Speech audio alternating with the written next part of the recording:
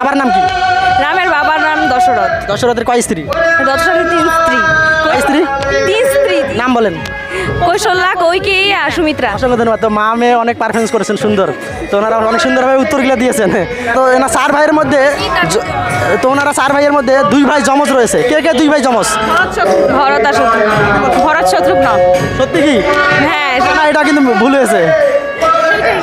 না না, বড় শত্রুঘ্ন না।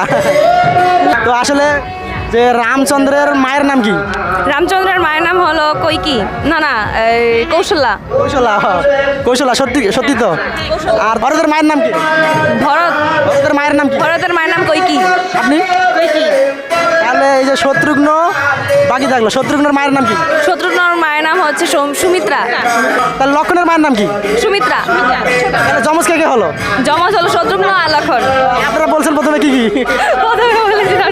অসংখ্য